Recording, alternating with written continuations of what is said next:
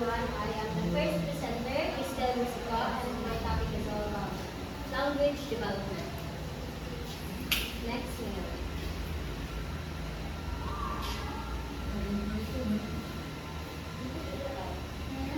So, learning outcomes can be Explain how communication abilities begin to emerge in newborns.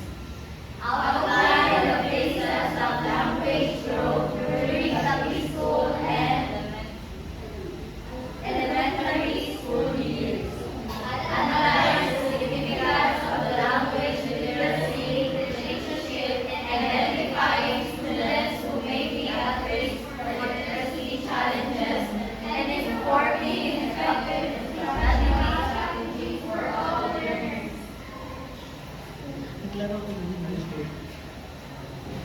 okay.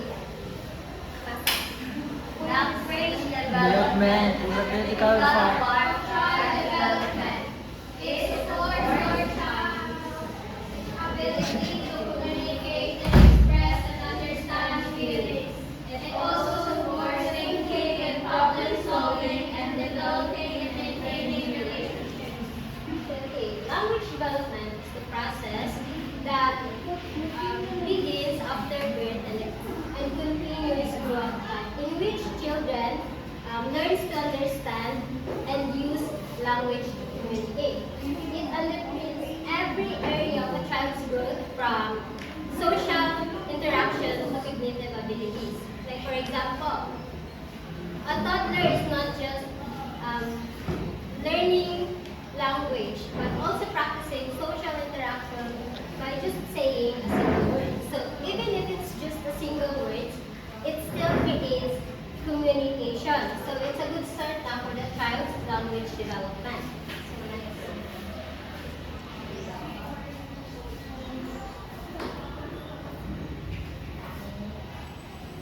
Pre-linguistic development. This stage occurs before a child begins to use words meaningfully. It's a period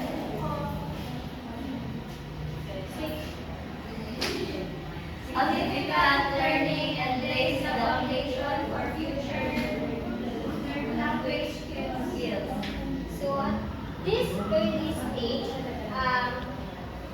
it includes non-verbal behavior and sounds. Though dili sila gayus of actual words,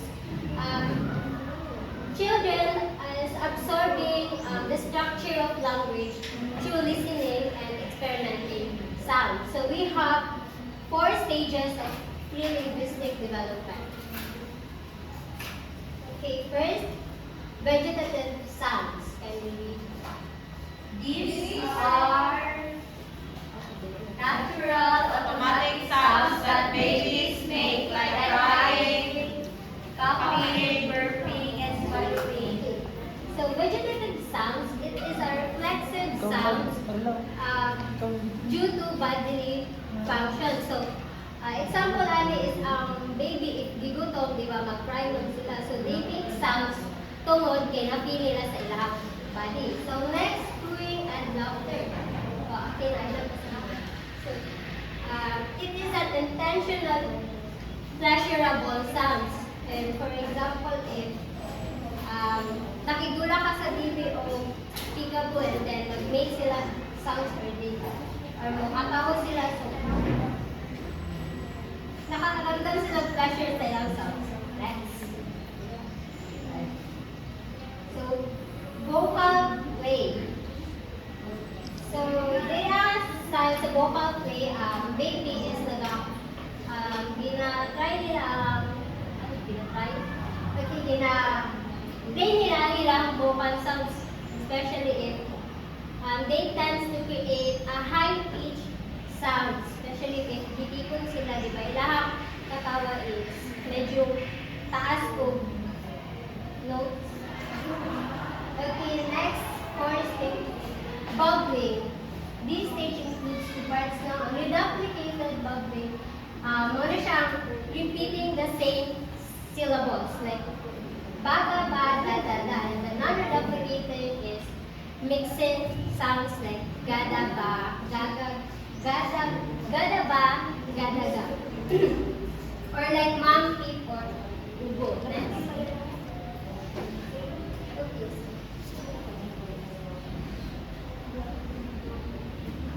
So, emergence of expressive language. Language refers to the child's ability to convey their thoughts and feelings using words, phrases, or sentences. Emergence of expression. Emergence of expressive language. No.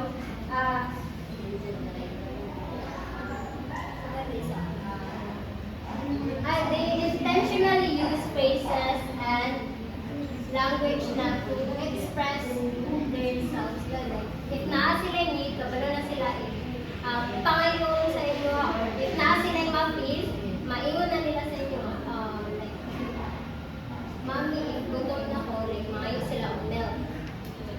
Kabalo na sila mag-express. Of course, dili na ng bata ma-develop dahil expressive language. So, next page. So, how can you tell if the child has problems with expressive language? So, have difficulty naming items and objects. So, for example, if pagpiliyon mo ang kid o asa ang pencil sa ball pen, maglisod sila o identify kung asa dito ang pencil or ang ball pen, o kaya ang color. So next, non-figurative words or uses sentences that are shorter than others of the same age. Like for example, other kids is maingon ng I want to play. Ang kinikutyo nga child is, yung maingon is mama play.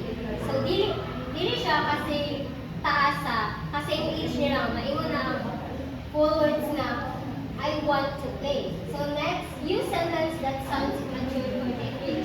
So for example, a 4 years old, diba? Usually, 4 years old na is, kabalo naman, iingon ang word na I want milk, or I want food, or I want to eat. So, ang bata ang may problem sa expressive language, iingon is like so immature na kayo sa iyang edad pa. 4 years old, i-adjust niya yung pagkaon as Okay, have difficulty finding the right words to use in conversation or when describing or explaining something. So, if they want to explain na naa sila na new friend, maglisod sila o kung saan pagkwento sa imuha, hagiunsan niya pagkamit sa iyaha friend or asa sila nag-meet. So, maglisod siya o kwento. So, have difficulty writing paragraphs and stories. Maglisod ka na siya mag-ingon, maglisod po siya og sulat, even sa iyahang name, kay malimot man. Okay, next Mayor. So, what can be done to improve expressive language? So play. So, ang play di ay is not just play, dako din siya help sa bata na ay problems sa expressive language. For example, Guro-guro. ang mga bata is nagdula o Pagka talaga madumog din lang. car. And then, ang bata nga na ay problems sa expressive is maingon siya nga, I want that, maingon siya nga gusto niya to ang red car, pero ang iyang ikuha is ang blue. So, ang kahit ako, ang iyang kadula, maingon nga, dili man na siya blue, dili man na red, blue man na. So gitama sa iyahang kadula. So they are not just playing. So naadya kung sila matunan through playing. So next, turn off background noise lahom. So if nagalit tayo sa pag-learn, i-turn off ang mga television para iwas po sa makadistract. Isa po na sa makadistract po sa learning sa bata. If daghag bukod din naman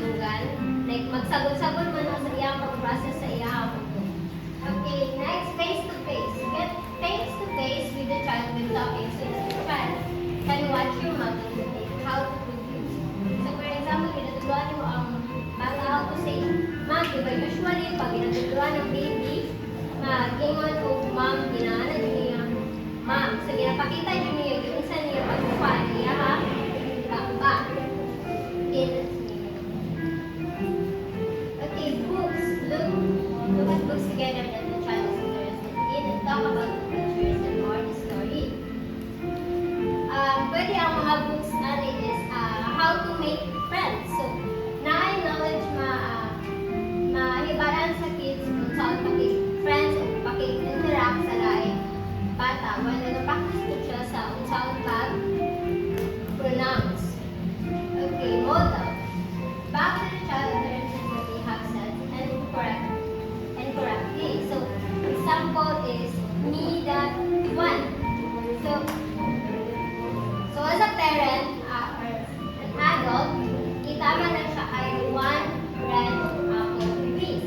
So, dili po daw tuwing sitahon ang bata since maka-apekto man po na sila ang emotions. So, itama sila in a gentle way para dili. Okay, next. Okay, language development in preschool. Language development in preschool. Language development in preschool is a period of rapid growth and refinement. Children move from using single words and simple phrases to constructing more complex sentences and engaging in sophisticated conversation. Sa language development in preschool, children go from 2 words to full conversation. So, to full conversation, so dari mas nag-evolve ilahang language development. So, we have the receptive vocabulary and expressive vocabulary. So, receptive vocabulary refers to the number of words a child understands. So maka-understand ang bata more than they can tell. So, for example, imuha sila papilion sa tall, short, makabalo sila sa gitwa ang tall and short, but mag-lisod sila ang sound pag-say. So, sa EV pod, this refers to the number of words a child actually uses in their speech, smaller than receptive vocabulary. Expansive. So, sa ang expressive vocabulary, mas how na sila manulti sa ilahang mga needs. Unlike sa RB nga, maka-understand lang, but mag-isod o communicate through language. Ang EV is ma-express na nila ang ilahang needs. Thank you.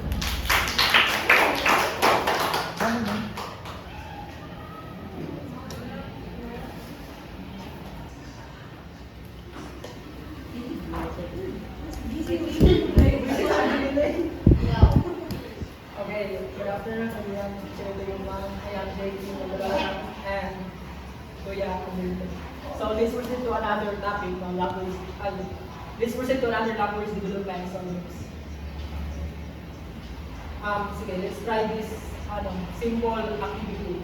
So, can you give me a simple word but different meaning by context? So, anyone from the class? So, sige, Angeline, patuloy. Example for this is bat. So, another example is bat, and the context of animal is bat, the context of sport is bat, and Tagalog. So, can you give me another example of this? Si Osol, sige, Osol. Brush. Another word nga kanang nain ka kami ni.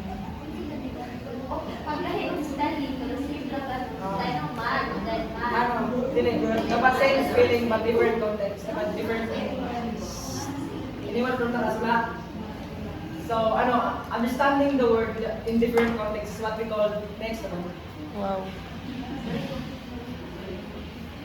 what we call semantic. So semantic is basically mean understanding a word in different contexts. So next. So how to develop a semantic? So process for developing semantic. So please read everyone. At first, babies understand the pragmatic intent of speech, recognizing emotions, social cues, and context before they fully grasp the meaning of words. As they grow, they slowly learn to use words more accurately and flexibly, eventually understanding them independently of specific situations like adults. So at first the pragmatic intent. So what do we mean by pragmatic intent? So basically the pragmatic intent is what we call our senses. So when we high our voice. So for example, if I say na don't do that, even if kung ang voice na is high, don't do that. Ang bata makasagot gyud na kasi mas nakabalo sa word na don't do that. Kay kabalo man ka kusog imo ang tingog. So kabalo sila nasuko ka. So gumanon gyud na nimo. So that's a pragmatic intent. So in developing semantic, that ang magsugod sa pragmatic intent. So as they grow, they more develop over time, develop na sa bata and mayus na niya over time. Guys. So in semantic development, there are 6 stages now. So let's proceed to the first 2 stages. At the age of 3 to 5, please read to Karangduan. Sa Precision. Of complex concepts. Children gradually learn more advanced vocabulary such as kinship terms, special terms, color terms, So sa acquisition of complex concept, at the age of 3 na siya ma-develop. So what do you mean by kinship term? So kinship term is basically your father, mother, brother, sister. So at the age of 3, ma-develop daw ang bata na word ko kana maka-identify na siya sa different na like different kanang sex or different gender. And special words is kanang below, under, beyond, belong, or kanang kilid, aside, or special words. Sa color terms is ang bata makaluro na sa color red, blue, identify na nila white, black. In dialect terms is kabalo na sila sa ilang first language or father tongue. So please read to sa linguistic awareness. This is the ability to think about and analyze language rather than just using it. Example, a child playing with rhyming words or organizing a joke based on wordplay. So in linguistic awareness, at the age of 5, mag-develop na siya sa bata. So in this stage, makabalo na ang bata mo rhyme o mga words like ladder, better, bad, hot. So in this stage, mag-develop na sa bata. So let's, at the age of 6, ma-develop na ang chronological awareness. And at the age of 7, ma-develop na ang humor. So please read ko sa chronological awareness.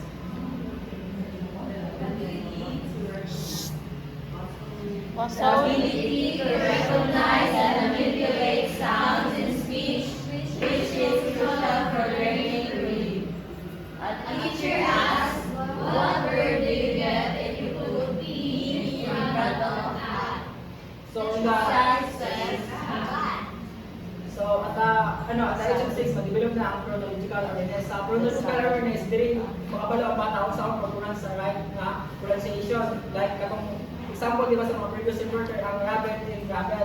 So diri sa at the age of 6, sa chronological, makabalo na sila kung saan yung pronounce ang tama. So sa humor naman, diri is makabalo na ang bata sa sariling happiness. So, nasa diba, we are about different happiness or different humor kumbaga. So diri makabalo na ang bata kung kana ba siya is malipay ba siya anak or dili siya malipay anak. So diri at the age of 7, mag-develop na sa bata. Next. So semantic development at the age of 8 and 9. So sa 8, mag-develop nila ang metaphor or irony, and sa 9, mag-develop niya ang word definition. So please correct sa metaphor and irony. They know how to use metaphor and irony. Metaphor, comparing two things with similarities. Irony, saying something that means the opposite of its relevant meaning. So metaphor and learning is diba, we all know naman that metaphor and learning is a figurative language. Figurative language is advanced technique in writing an essay. So in this, at the age of 8, mabibilog na lang mo ang metaphor and learning. So sa video, nabibilog na ba mo ang at the age of 8, nabibilog na ba ang metaphor and learning sa imo ha? Maybe. So at the age of 9, mag-develop niya ang word definition or complete na pang definition sa isa ka word. So, mao lang to ang stages of semantic development. So, let's proceed to another topic which is pragmatic. So, what is pragmatic? So, pragmatic is basically mean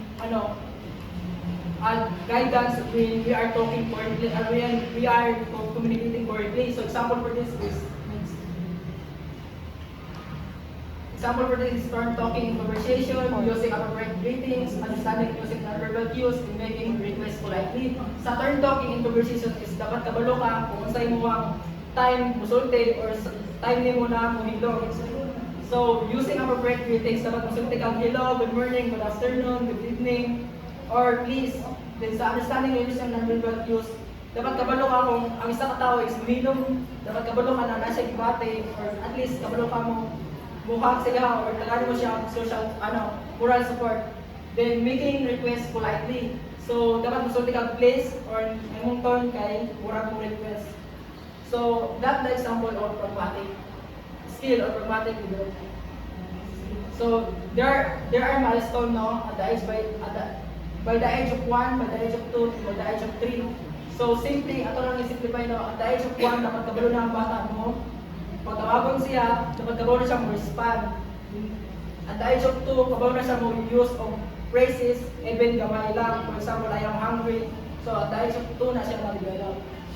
By the age of 3, dapat kabalo na ang bata mo communicate, anak. Like, I am hungry, I want food, anak, something na anak.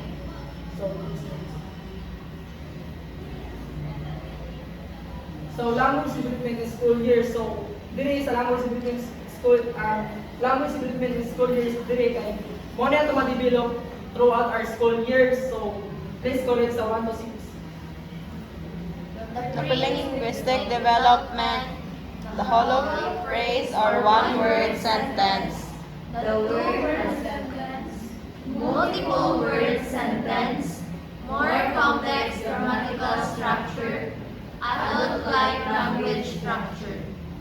So, at the first is the linguistic development. Ato ang mother tongue or ang ato ang first language. Ang second is the homo phrase or one word.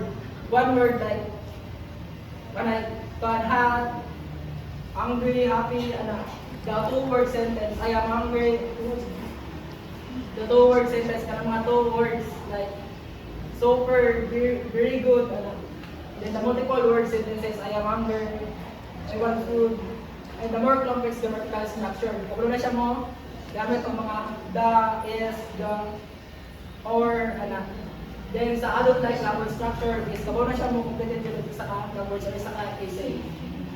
So, ang 6 stages of language model na ito ma-develop upon sa itong school years, sa itong mag-eskwela sa isa ka eskwelahan. So, na-develop ba na ito na eh?